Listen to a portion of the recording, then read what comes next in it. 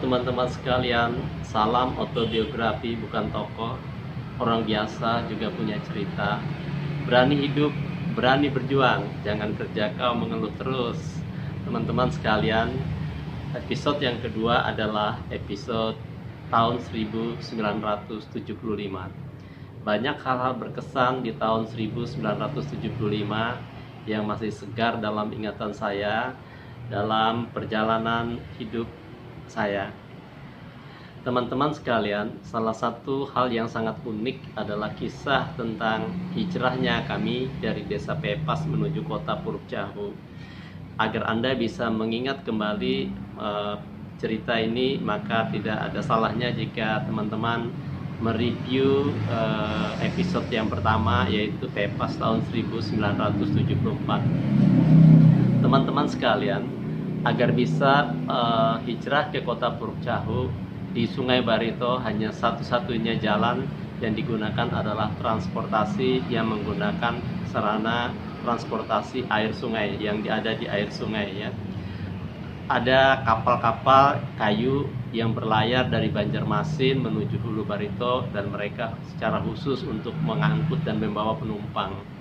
Tetapi kapal-kapal ini sangat penuh dengan manusia ya. Kalau siang hari kita masih bisa duduk, masih muat, tetapi ketika malam hari di mana orang sudah berbaring, maka itu sempit sekali, bahkan tindih-tindihan ya.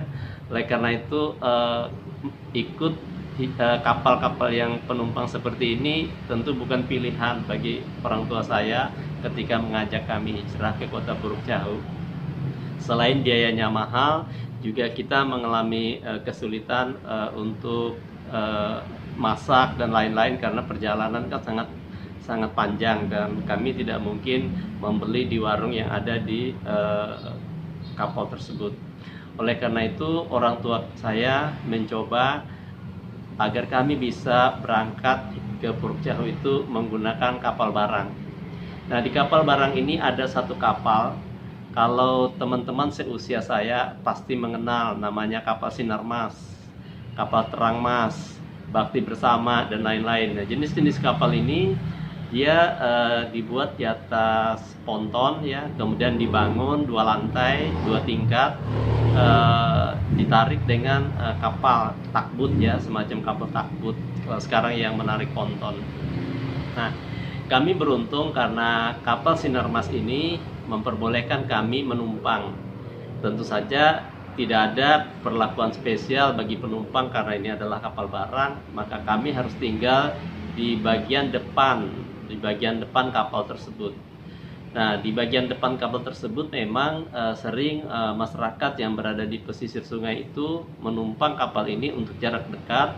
Mereka tinggal duduk-duduk di depan, kemudian setelah sampai tujuan mereka tinggal turun dan tidak bayar. Kenapa? Karena kapal ini memang kapal barang yang mereka berjualan. Mereka singgah di setiap kampung atau desa, kemudian mereka berhenti 1 atau 2 hari di desa tersebut. Setelah orang-orang kampung datang berbelanja dan selesai berbelanja, maka mereka melanjutkan perjalanan. Tentu perjalanan itu lambat sekali karena itu kapalnya besar, ditarik dengan takbut dan pelan sekali menyusur Sungai Barito ya. Nah, kami akhirnya diberi kesempatan naik kapal tersebut di bagian depan dan membawa peralatan seperti biasanya.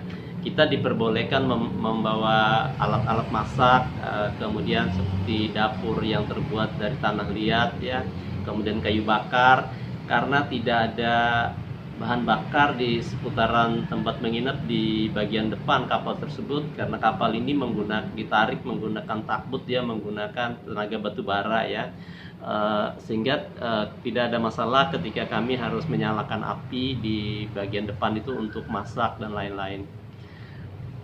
Singkat cerita teman-teman, dalam satu hari rupanya mungkin atau orang yang berkuasa atau berwenang, saya nggak tahu apa sebutannya di kapal tersebut, mungkin dia kasihan dengan kami karena kami satu keluarga. Kalau itu kan bagian depan, jadi kalau angin datang, angin kencang ya kita kena angin, kalau ada hujan kami juga kena sedikit-sedikit serpihan air hujan ya.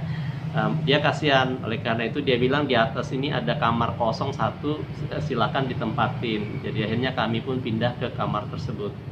Ketika pindah di kamar tersebut, kami mengalami kesulitan ketika harus memasak.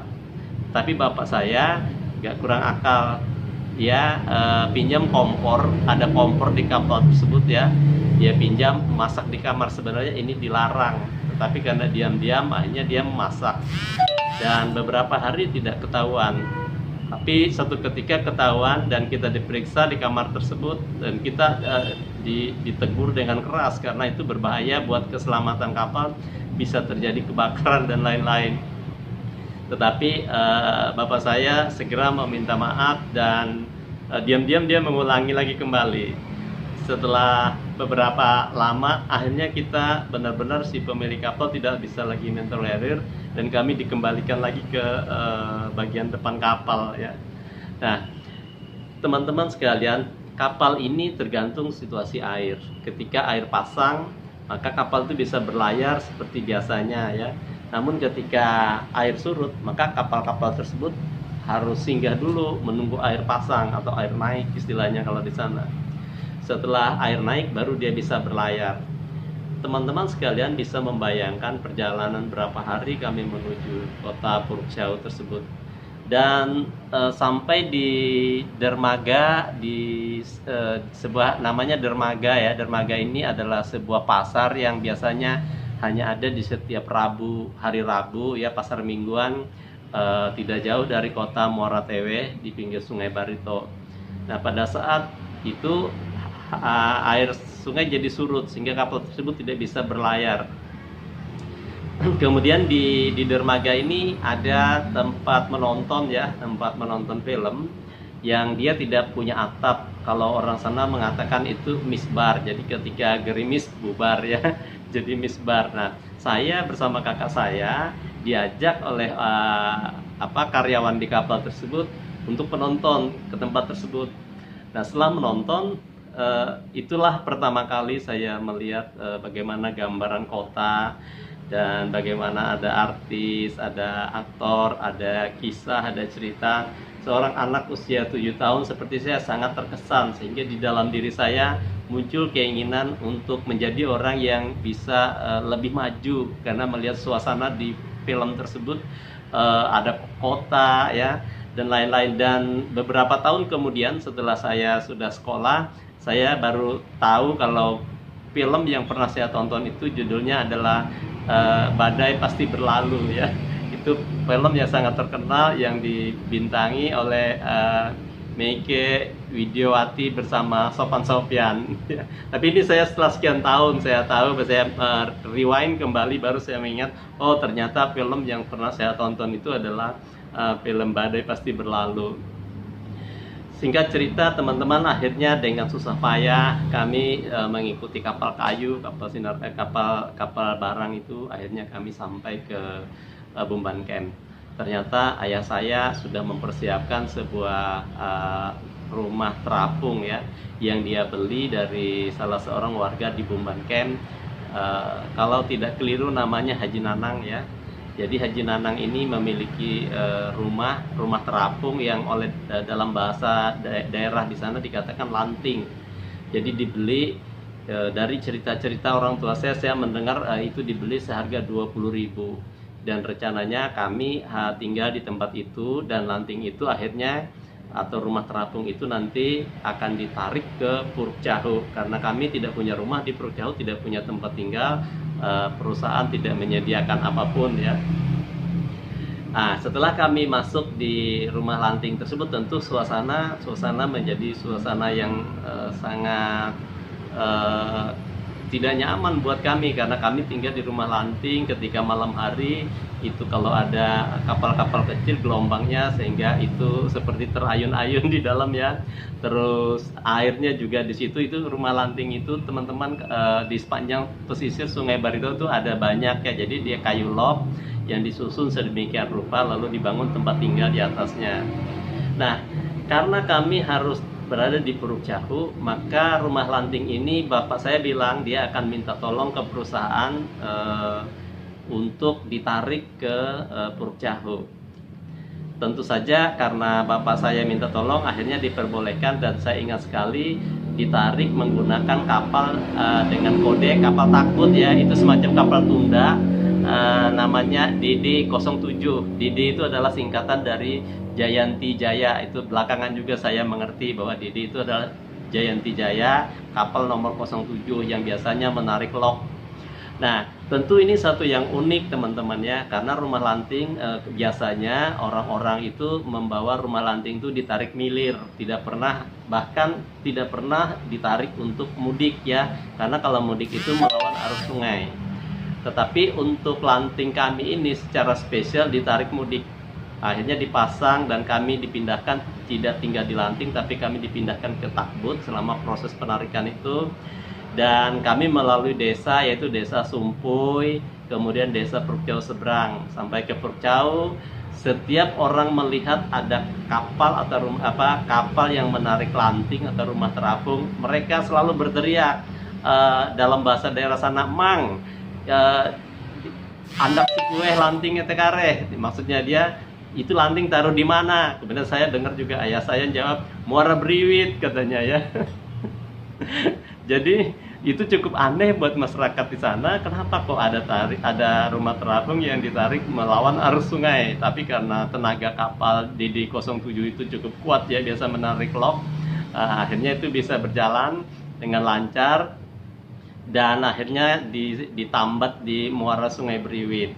Karena di muara Sungai Beriwit di tahun 70-an itu masih tidak seperti sekarang ya, masih banyak tempat menambat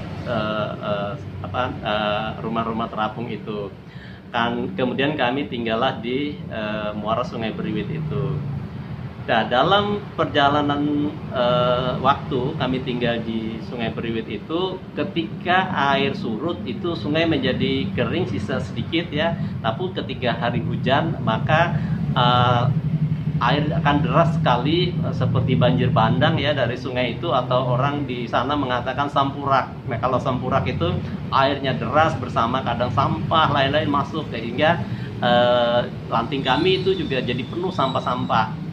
Nah, karena kejadian ini, karena bapak saya bekerja di Bumban Camp dan dia tidak setiap waktu ada di lanting, sementara hanya kami bersama ibu yang ada di lanting. Akhirnya bapak saya mengambil keputusan agar lanting kami yang taruh di Muara Beriwit itu ditarik ke hulu, agak ke hulu sedikit ya, yaitu di sekitaran, namanya kalau sekarang orang mengenalnya Sungai Irit, jadi di sekitaran muara Sungai Irit tersebut. Nah, karena ditaruh di muara Sungai Irit, kemudian ada kakak saya yang sudah bersekolah, maka dia kalau sekolah itu menggunakan perahu ke Muara Beriwit ini, muara Sungai Beriwit ini. Dari situ nanti perahu ditambat, jalan kaki masuk ke sekolah. Nah, teman-teman sekalian, kakak saya yang kedua sudah kelas 4 SD kalau tidak keliru ya, saya tidak begitu mencatat dengan baik, dan yang satunya kelas 2 SD. Nah, saya saat itu ingin sekali bersekolah, dan sebagai orang desa yang tidak mengerti aturan, tidak mengerti ketentuan, kakak saya bilang, "Kalau kamu mau sekolah, ikut saja sekolah. Ya, besok kalau saya sekolah kamu ikut," ya kan? Akhirnya saya coba, "Oh iya boleh kalau gitu, saya ikut." Nah, kakak saya sekolah di SD Putra Purkjau ya. Saya ikut, saya berpakaian rapi ala kadarnya ya, sudah sekolah. Terus kakak saya bilang setelah sampai di sekolah, itu kelas 1-nya di situ, kamu harus mulai dari kelas 1. Dan saya pun masuk ke dalam ruangan itu, tetapi begitu saya cari saja kursi yang kosong, tetapi setelah bunyi bel semua masuk, ini terjadi keributan karena kursinya kurang satu. Itu saya ingat sekali, tempat yang saya duduki itu namanya punyanya Udin. Udin ini anaknya Pak Hamid. Hamid ini tetangga juga, pada waktu berikutnya dia tetangga kami juga di Muara Beriwit itu ya. Jadi akhirnya ketika guru masuk, gurunya heran, "Kenapa ada ribut?" "Ini Bu," katanya, "ini kan tempat duduk saya, kenapa didudukin sama dia ini?" Loh, gurunya juga terheran-heran, "Loh, Anda ini, kamu siapa? Kenapa kamu bisa masuk di sini?" Saya bilang, "Saya mau bersekolah." Si gurunya kemudian bilang, "Loh, kamu tidak pernah saya lihat, kenapa bersekolah?" "Ya pokoknya saya mau bersekolah aja." Kemudian saya bilang, "Nggak bisa," kata gurunya, "kamu harus daftar dulu." Saya bilang, "Ada kakak saya di kelas 2 sama kelas 4 ya." Akhirnya kakak saya dipanggil dan saya disuruh pulang. Kalau mau sekolah itu daftar dulu, tidak boleh nyelonong saja masuk di sekolah seperti itu ya. Nah, kemudian teman-teman sekalian, kami ketika tinggal di muara Sungai Irit ya, di atasnya Sungai Beriwit itu, kalau malam hari itu di benteng itu adalah tempat asrama tentara, yaitu Kompi Kipan C 631 Antang. Di situ lampunya warna-warni, kelap-kelip, ada kuning, hijau, lampu. Jadi setiap jam 6, setengah 7 sore mau maghrib tuh sampai malam, sampai pagi, lampu-lampu itu nyala, teman-teman. Jadi itulah pertama kita ngelihat, ternyata tinggal melihat kota yang kelap-kelip ya, dan kita senang sekali melihat itu dari tempat kami, karena di tempat kami itu adalah